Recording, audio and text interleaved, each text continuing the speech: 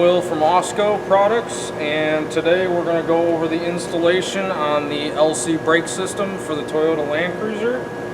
We've got an inline 6 model. Driver's side is on the left hand side of the vehicle, and we are going to start by going over section 3 in the installation manual, because at this point we trust that you guys will be able to bring the vehicle down to the spindle by removing all the OEM drum brakes all the way down to here. Make sure this is all cleaned up. Obviously you're going to be installing them on a new vehicle, but typically we tell people to check the spindle here for any wear. If it's a used vehicle, if there's a groove, we like to put RTV silicone in there so that our O-ring seals properly around it. And you can also remove all the factory brake lines going across the axle other than your flex line here. Pinch that off, obviously, but you can remove all the OEM brake lines from here to the other side. So now we will take our LC brake. It'll be our first box to open here. We'll open this box, and as you will see, you'll have your LC brake, which is attached to the mounting adapter, which we'll get into. I'll just set that down. And then we've got our mounting adapter kit, which includes 4 hex bolts, 4 washers, and 4 hex nuts. And then we've got our 97563 adapter O-ring kit, which includes 179654 O-ring, 184216 O-ring, 175036 O-ring, 5 of those. 84653 O-rings, there's 4 of those. 98126 O-ring, there's 1 of those. And then there is a 97574 connector tube in that package. And then in this package you've got your inner and outer bearing cones. The part number is 97573. It's a bearing kit. And then in here we've got our, I'll open it up now. Yours should be coming in a bag. We just started putting them in these boxes. But it'll be a small bag, and it'll contain your banjo bolt and fitting, your bleeder for your slave cylinder, which will be for your service brake. So make sure you don't lose that. Alright, so the next step is going to be removing our 5 hex bolts that are in the front of the brake. You'll notice that there are 5 bolts that are full of RTV silicone. Ours aren't, but yours will be. They're filled because you should never take those out, okay? So we're going to start by removing these hex bolts.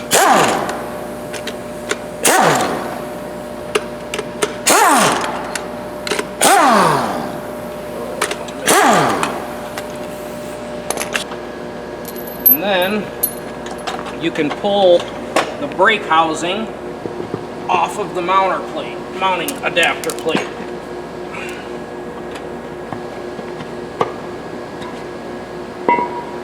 That's your mounting adapter. That's what's going to mount to your spindle on your vehicle, and then this mounts to that. So for now, you'll just set your brake back down. So you won't be doing anything with that right now, and we'll start doing the next step. Alright, so the next thing we're going to grab is that bag of all different sized O-rings, numbers of O-rings, and open that up. Pull everything out and lay them out in front of you. You should have a total of 6 different bags, and we are going to start with the 84653 O-rings. There's 4 of them in a bag. So The way we hold these onto the mounting adapter is with a little bit of grease in these 4 locations on the back side, the outer side of the mounting adapter.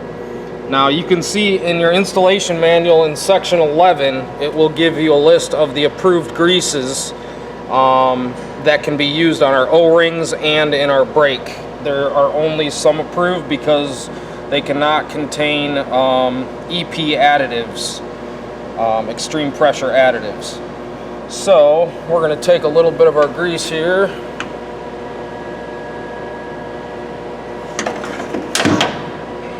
Just put a little bit on.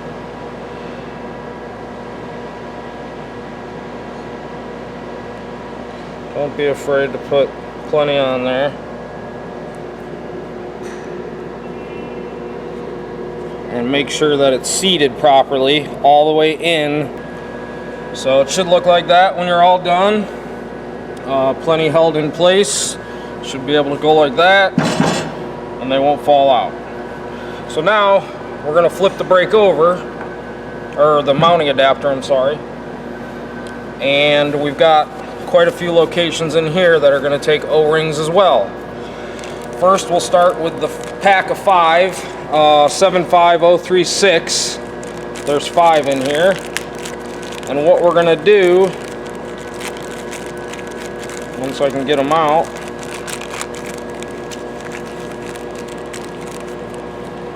is dip these in LC oil. We poured a little bit of Osco LC brake oil into a container so that we can dip these, you know, just throw them in there, get them lubricated, and then place these in all 5 locations as I'm going to show you here.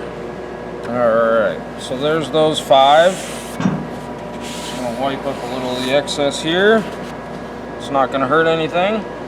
And then we'll go on to our 79654 O-ring, which contains 1 O-ring folded up.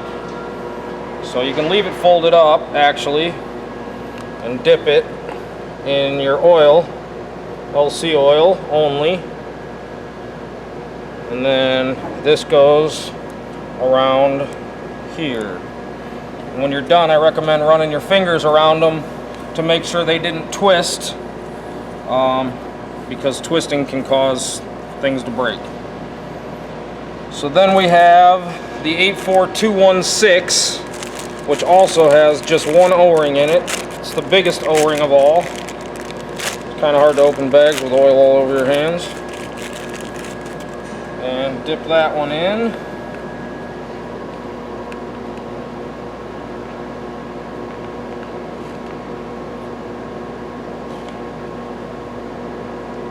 And then place this around the very outermost part of the mounting adapter, as you can see. Chase your fingers around, make sure it's not spun. And then there's one more, number 98126. One of those. Make sure you get plenty of oil on this one, because this one will grab around the spindle.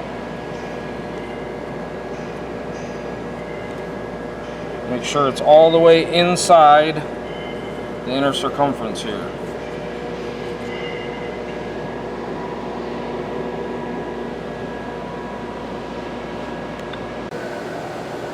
Alright, so the next thing we're going to grab is the 97574 connector tube kit.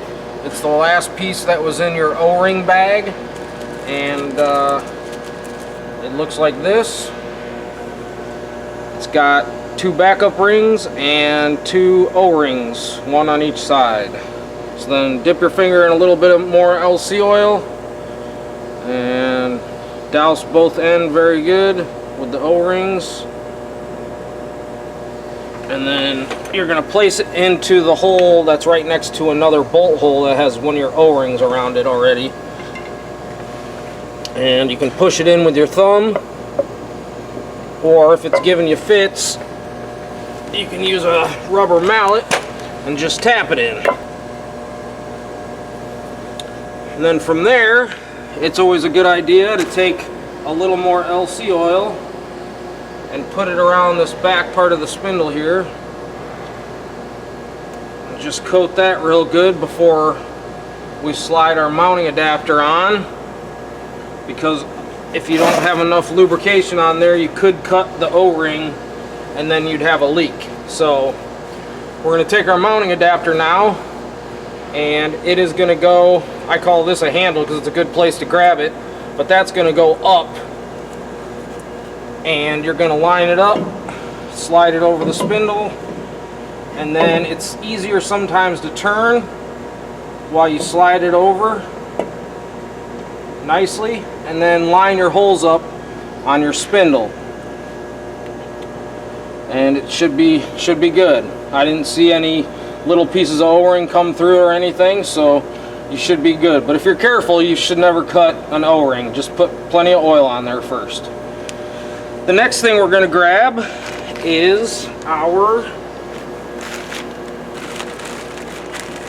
mounting adapter kit, part number 97622, which has 4 hex bolts, 4 washers, and 4 hex nuts in it. And I've already got those taken out over here. So you're going to take your hex bolt and washer and put it through from the inside like so, and then take the rest of them and line them up with a washer on all of them. Push them all through,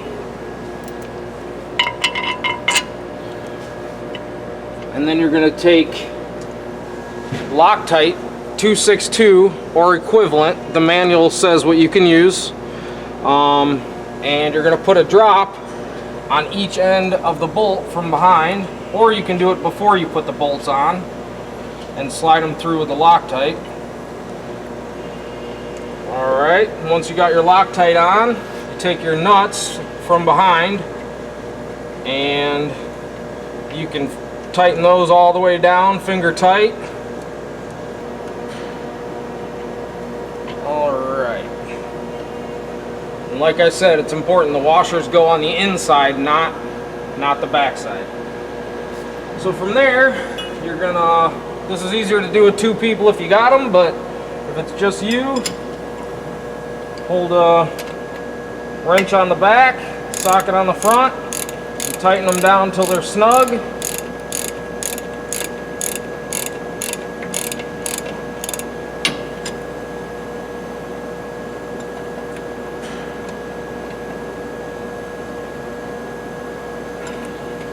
Then I like to pull the one in directly across so that it pulls it in evenly.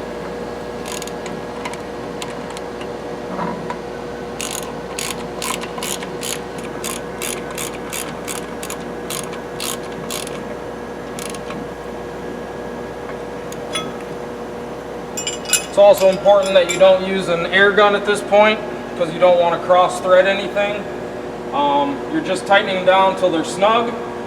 Then you're going to come back with your torque wrench and you're going to torque them down to 108 Newton meters, 108.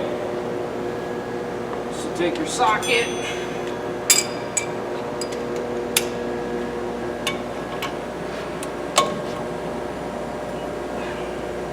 hold your wrench on the back,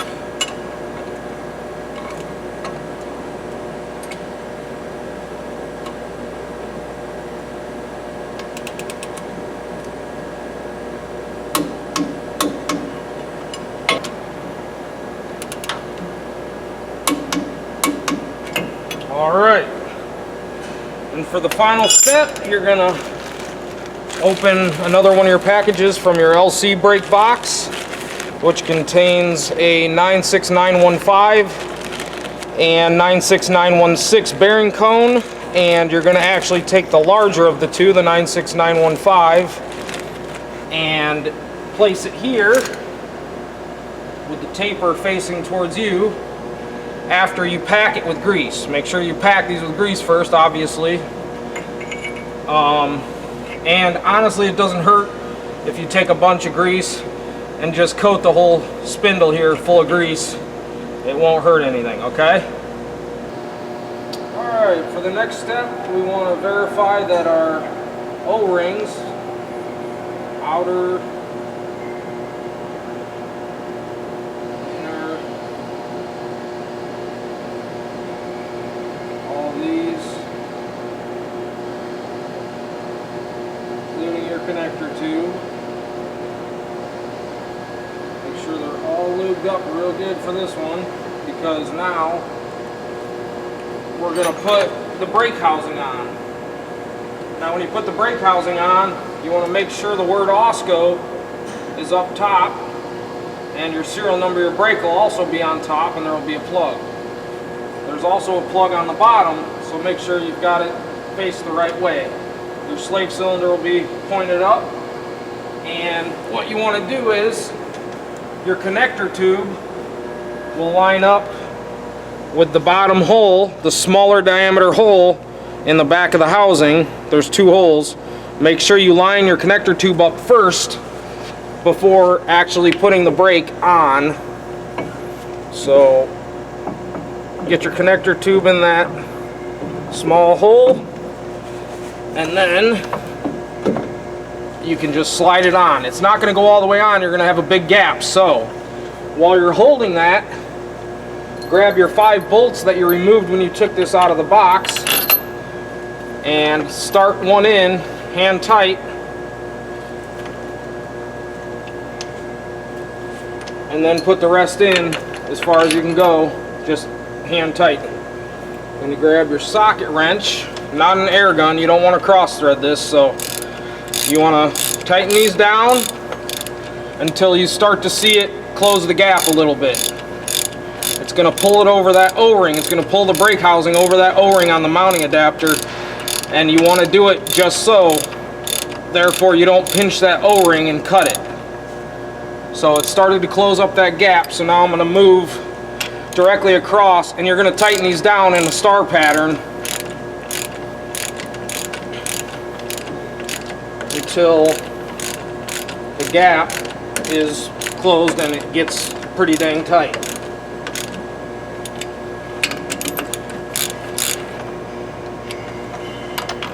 And then the last one down here, and then we can go around and tighten them all down until they're actually snug and we close that gap up.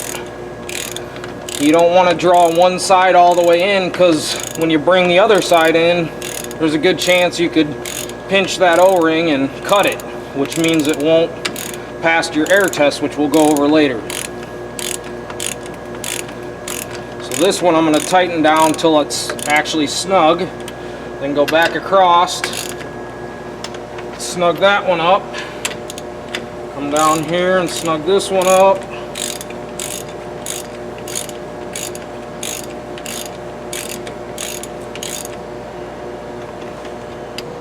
and snug. Now change your socket over to your torque wrench, and you're going to torque all 5 of these down in a star pattern again to 115 Newton meters, 115, which I already have set.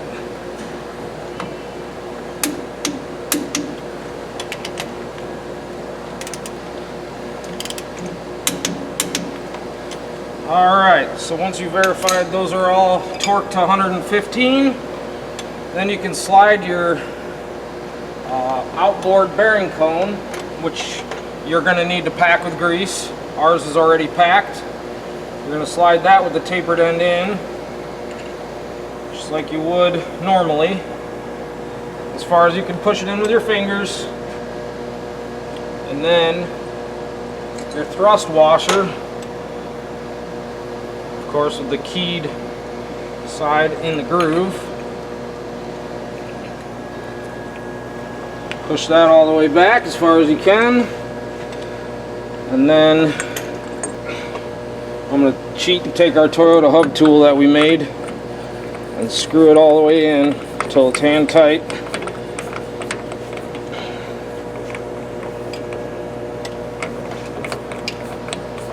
And then grab my socket wrench and tighten it down until it's snug, but don't tighten it down all the way. You cannot tighten this down all the way until the brake is actually released inside. So basically you can't set the wheel bearings until you've released the brake, and we'll get to that later. So you're only going to tighten this down with a socket wrench right now until it just stops. You're not going to put any force on it, you're just holding everything in place for now. Of course.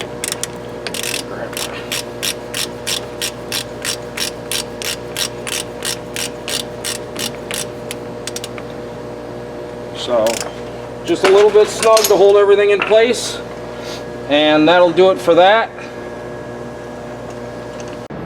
Okay, so the next step is we're going to be air testing the brake cavity.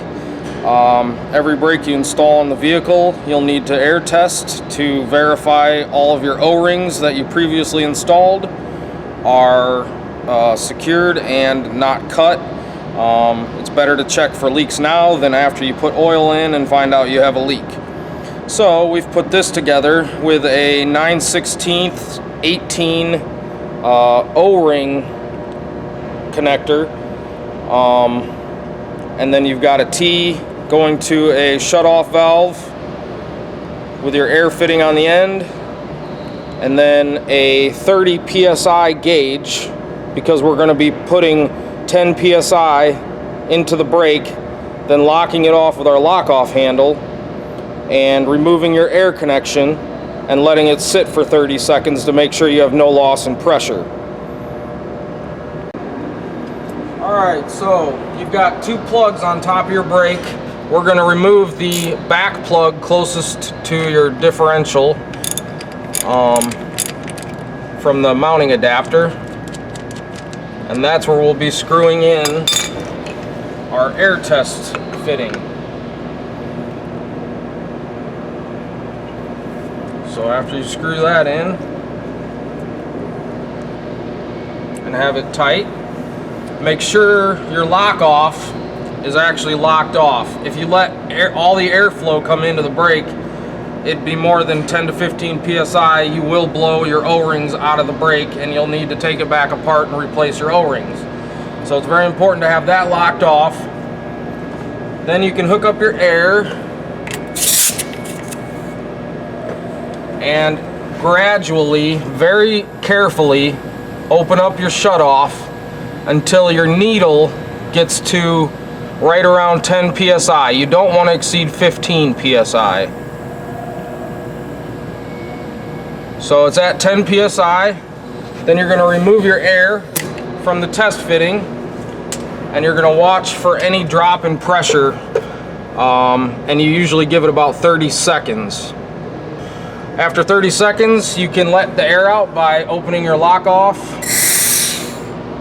and then that's all it is. You can remove it, and if there's no leak, then your brake housing is good. So after removing your air test fixture from the mounting adapter, you're going to want to put your plug back in if you don't plan on doing the plumbing right away. If you're going to be rolling this vehicle away or whatnot, you're going to want to put your plug back in so no contamination gets into the inside of the brake. If you're going to be doing the plumbing, there's no need to put this back in because you're going to be hooking your air vent line up here. Alright, the next step we're going to want to do is release the brake so we can turn our hub. The way we're going to do that is by releasing the parking brake, which this is the parking brake side. This is your service brake side.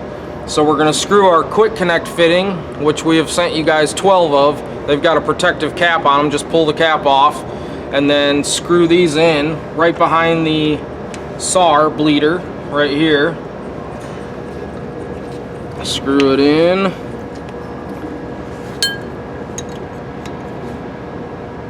Make it snug. You don't need to over tighten it because there's O-rings on there. And then we're going to hook up our hand pump.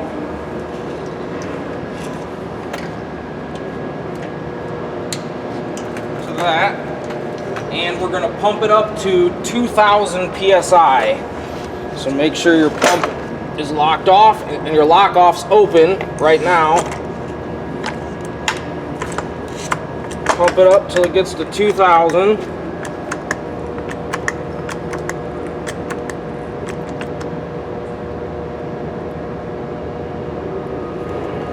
and then you can lock it off and release your pressure here. So it's holding at 2,000. So now I should be able to spin the hub. Alright, so now that your brake's released, you can set your wheel bearings, and you can only set your wheel bearings when the brake is released. So if your hub doesn't move like that, don't set your wheel bearings. So first thing we're going to do is tighten our lock nut down to 59 Newton meters. And then you're going to spin your hub, trying to get those bearings to set all the way in. Okay, and then you're going to back your lock nut out, loosen it up, turn it, and then re-lock it down to your 59 Newton meters. Spin it again. This way you don't get chatter in your wheel bearings. Then you want to find your closest grooves in your shaft there.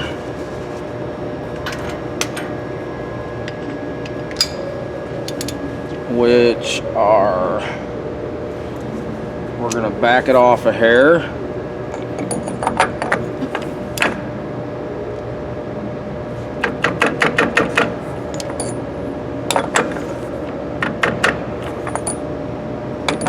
Right about there.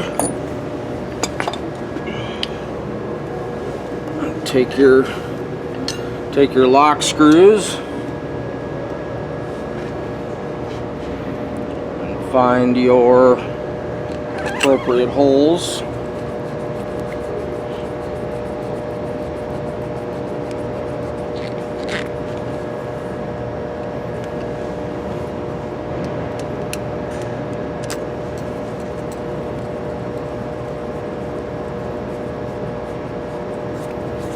Sure those are seated all the way.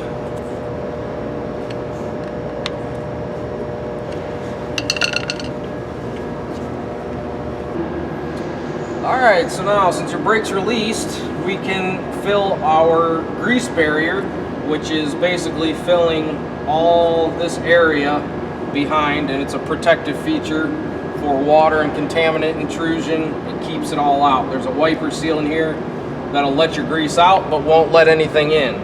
So what you're going to want to do is pop this red protective plug off, or cap, and hook your grease gun up with your OSCO approved grease in here. Now this takes almost a whole tube of grease depending on what size tube you get, but normal size tube like this, it'll take just about a whole tube. Our grease barrier here is already full, but I'm going to show you what it looks like after it's filled. You'll be pumping this for a while to get it full. So I'll start filling it, and what you'll see is around the wiper seal, you'll start seeing grease coming out, and that way you know it's full. And once you do that, I'll do it here a few times. There, you start to see it come out down here, and it starts seeping out everywhere else.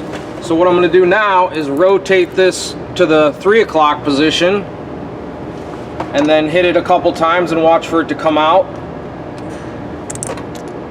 And then I'm going to rotate it to the 6 o'clock position, pump it a couple times, watch it come out, turn it to the 9 o'clock position, pump it a couple times, and then back to the 12 o'clock where we started, pump it a couple times. What we're doing is filling all the voids of air in there so that it fills it all properly, because there is a suction in there.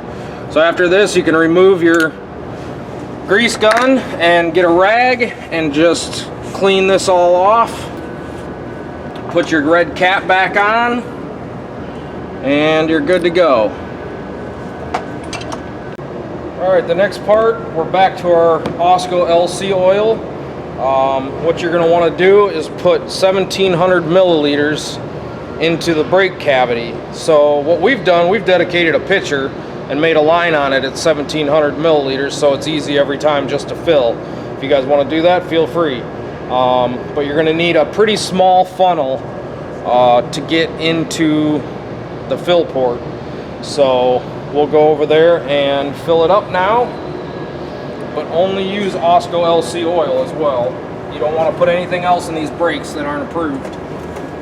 So we'll take this front plug out, because that's where the oil is. And a good habit is always to make sure that your bottom plug is in your brake, so that when you pour it in, it doesn't come dumping out the bottom, but your guys' plug should be in. So next we'll put the funnel in here, and we're also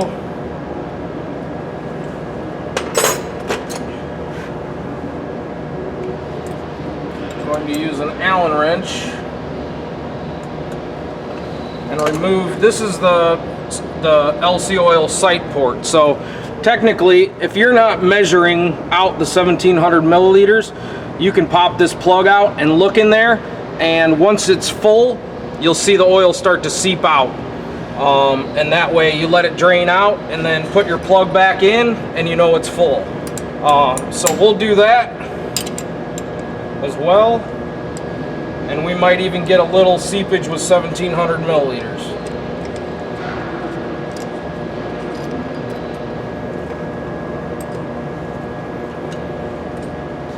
So I'm going to start pouring it in.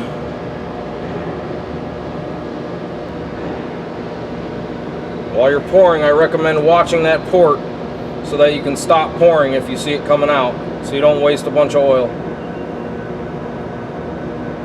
There it is. See, so because of this side of the vehicle, the brake's leaning this way, you're going to get a little bit of seepage more than you would the other side, because the other side the brake would be leaning back. So this is actually lower on this side of the vehicle. So I just wait until that's seeped out a little bit,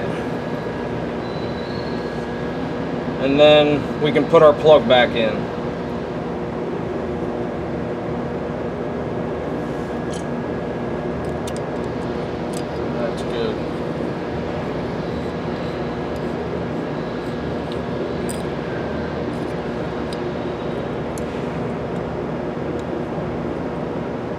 Tighten that up, take your funnel out, and put your plug back in.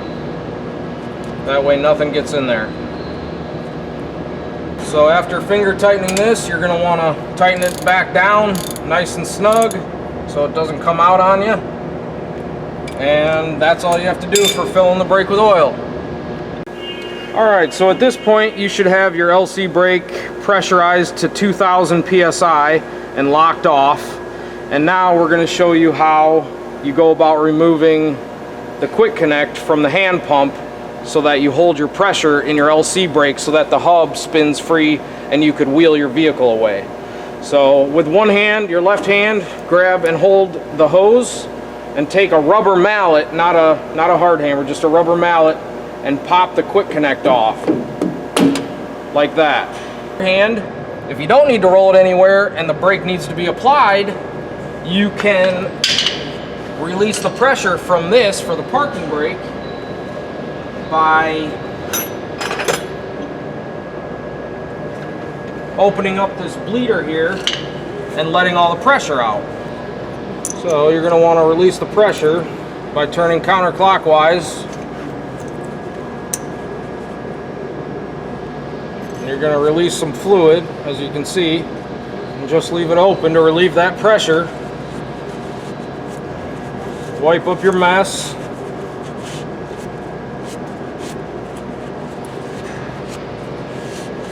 And then you can tighten your bleeder back down. Don't forget to do that. And then you'll see that you won't be able to turn your hub. Now also don't forget, since you've got this disconnected, to release your pressure out of this by turning your lock off, and your needle will go back to zero. Alright, so an important thing to note is while your brake is released, that's when you're going to want to put your half shaft back in and gasket. So put your gasket back on, and then slide your half shaft back in and line up your notches. And the brake needs to be released because you can adjust this to get your half shaft back in properly. Then after that, if you want to release your pump, you can, but don't forget to put your cone washers, and nuts back on.